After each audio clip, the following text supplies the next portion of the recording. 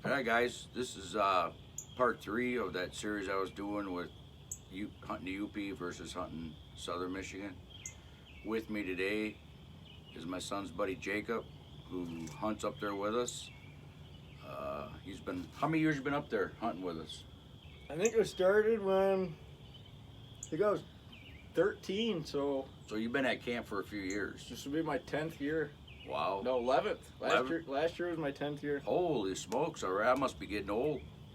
You are getting old. Yeah. All right, tell me, you hunt Southern Michigan, which you've had some great success down here.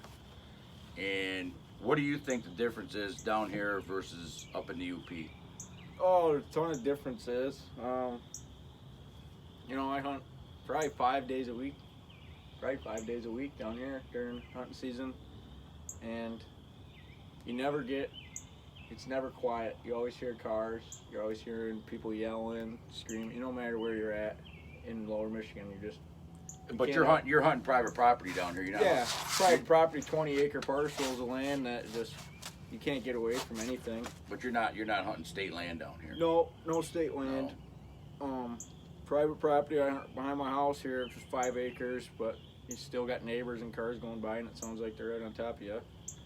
Okay, now what do you think the biggest downfall is hunting up in the UP? The biggest downfall is there's just not as many deer. But there's deer there. There's deer there. It's just there's a lot of land, and it's cold, and it's hard to find them.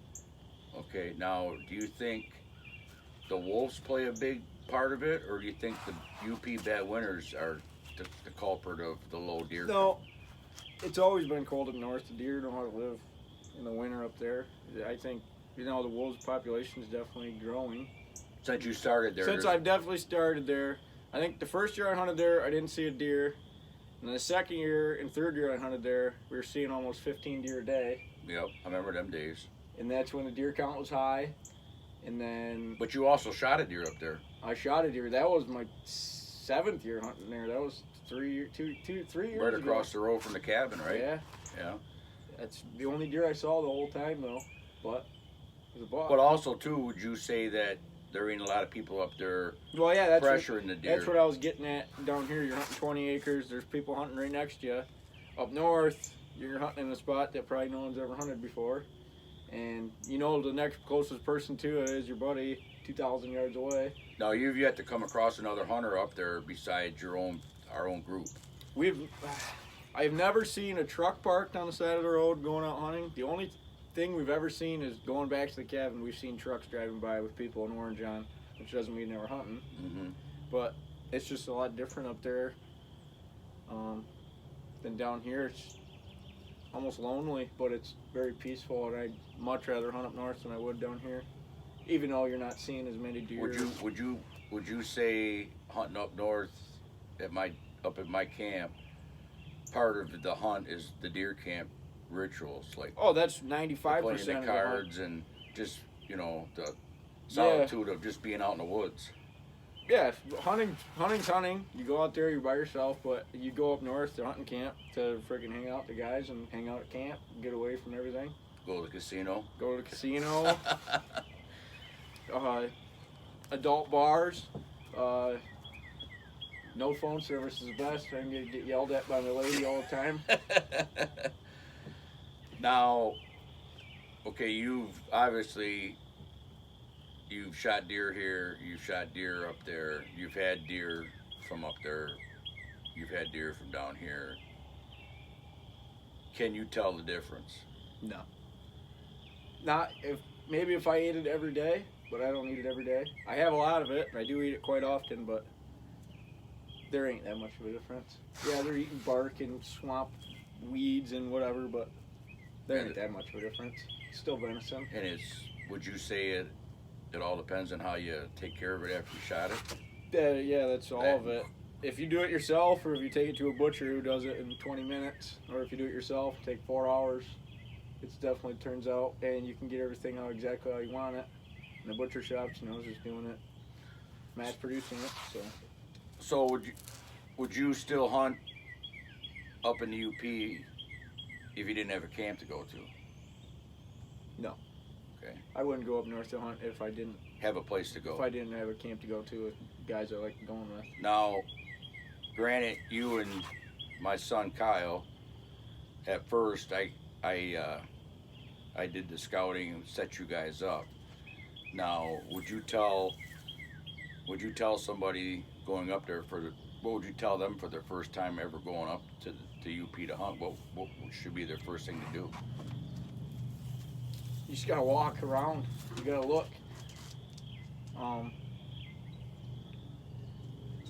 That's the big thing.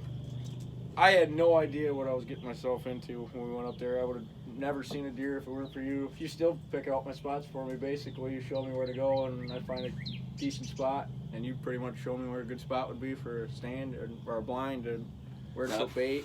Now, that spot you shot that buck at, that's been a hot spot over there for deer, even though it ain't you hunted there for years, right? Yeah, I shot a few deer over there. I hunted there 1 year. I didn't see. Oh, I saw a few deer, but I didn't know bucks. And then the second year I hunted there, I shot that buck on the 29th of November. Yeah, you got lost out there. It was a snowstorm. It was snowing to beat hell, and I got lost. I did. Yeah. I didn't get lost. I turned around. I couldn't find my blind. I Yeah. couldn't find it. It got turned around because we got that heavy wet snow that year, and you went out that morning. I ended up, I was so sweaty. It was so cold out, snowing so bad, but I had so many layers on. I ended up in a t-shirt sitting under a pine tree, and my heater was just chock full of snow. I remember that. We laughed so hard when I got Yeah. back to the cabin. I didn't think my heater would ever work again. Yeah, it was chock full of snow. He used all the snow on the trees were just. My gun was The heavy wasted. wet- The heavy whole wet entire snow. barrel was full of snow. My clothes were just totally soaked through. It was snowing so bad, and you'd walk 100 yards, and you figure out you're going the wrong way, and you turn around, and your footprints are gone, and then every goddamn tree looks the same. Yep. And then you're Yeah. just like, all right. So I ended up sitting under a tree for about a half hour. I thought I was gonna hunt there all day, but I couldn't get my heater working. Then you and I was came too back to cold. the cabin. And then I eventually found my way back to the truck and said, Yeah. all right, give it another try in a little bit, and the snow's done. I could actually see 20 feet in front of me. Now, like, you're going that far. You might as well say 400 miles from here. You go that. You go. 380? Yeah, it's like 385 from my house to from the driveway to driveway. Yeah. But So same for me. if you go up that far, you want to go for more than a couple days. Yeah, Come on. it's not going. You're not going up there on a weekend. No, it's you're going too up far. Monday and coming home Sunday the following. Yeah. And if you're gonna be even crazier, like Dan, you go up for 2-3 weeks. But that is a better way to do it. Another problem with that is though you got to bring a lot of supplies Yeah. because that's a heck of a hunt. And there's no power other than a generator. Yeah, we got the generator. Which takes fuel. You gotta bring fuel for the generator. Yeah. You gotta bring water. But there is we have a camp shower. camp shower. That is a luxury. I've tried to get some of my other buddies to go up maybe because we're always looking for more people, and they say, I don't know if I go a week without showering. In fact, we got one of the nicest showers ever at a hunting camp. Yeah. But the little girls don't want to run back to the camp after they get out of the hot shower. So, the camaraderie at the deer camp is what makes it pretty much. Yeah, I mean, just even talking on the walkie-talkies while we're hunting, we're always cracking Yeah, jokes. because we don't have phone service and we can't text each other in the woods. And it's just like all hunters, you go back, you tell your hunting story for the night. Yeah. We always have good food. We always eat good up there, don't we? Always eat good.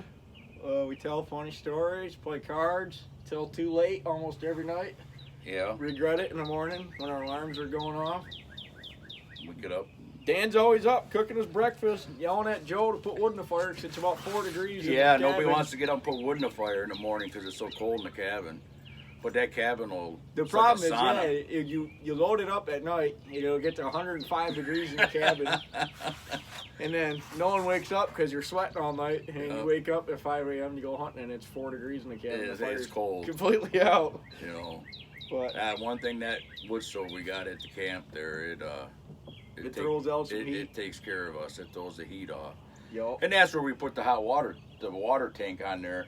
Yep. that guy gave me years ago. It's the best thing we've ever did. I don't even know where you could buy one of those. No, it's homemade. Yeah. 20-gallon hot water tank. You know, we fill that up with water, and it'll last us 4 guys to take a shower. Connect a hose to it. Yep, and then run the hose to the shower, run it with the pump, and then we also have enough water in there left that night to do dishes. It's always funny who's taking the first shower because either the water is so hot it'll freaking melt your skin, or it's still pretty cold. Yeah, because there's only one temperature of the water, and it's hot. It's hot, and then you could add cold water, but if it's So- cold, you just take a cold showers and take them quick.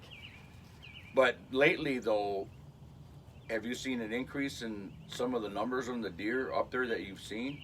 It definitely depends on the spot. We've been hunting the same spot for the last 4 years, which is definitely time to change. But obviously, where you were hunting, you were seeing, and where Joe was hunting, Joe was seeing 10 deer a day. Yeah, where Joe was hunting is where my trail camera got smashed.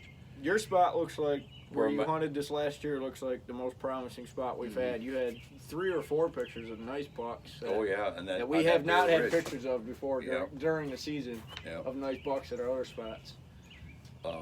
So that's Yeah, I'm hoping when we go up there next weekend that we can venture off into that area. Because I can set you guys up. There's a lot of area back in there that it's never been. That's virgin territory. We explored it during rifle know. season last year, just walking around. You know, there's, I mean, up in the UP, there's just ungodly number of acres of state land. especially where we are. It's just You know, yeah, and then we Everywhere. got the Seney Wildlife Refuge on the southern end of it, where this new spot area that I found last year that me and this other guy Paul hunted out of, and it's got some potential over there. I will say that. I don't think nobody's back there.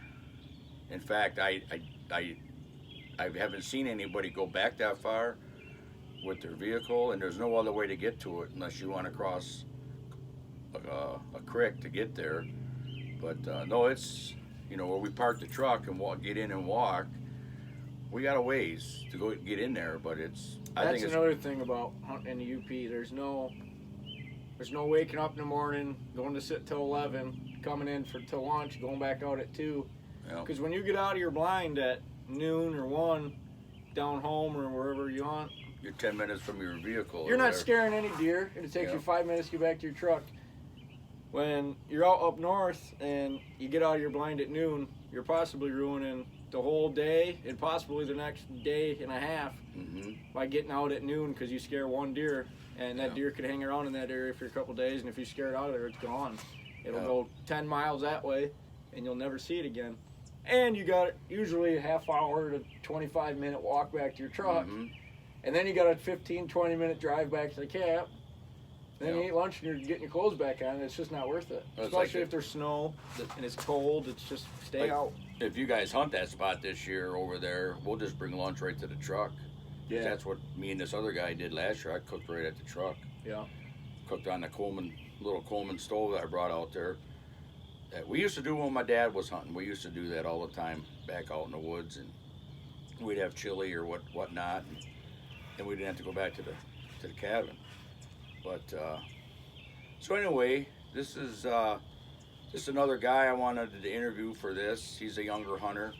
First one out of the young bucks to kill a deer. Yeah, First in you the are. line. Yeah. And I was a little upset last year. Kyle had a Doberman. He still didn't score, and I can't wait for him to get one up there. Kyle didn't see a single deer last year. No, he didn't see a deer last year. And my son has shot some nice deer down here, but I'm waiting for him to score up there. That'd be awesome. He's been going for a few years before me, so I think that he's approaching his 15th year hunting there, I think. Yeah. And like I said, he's shot some nice deer down here. It's not that he's not in a bad spot. It's just the way the cookie crumbles there. You gotta, You get lucky, really.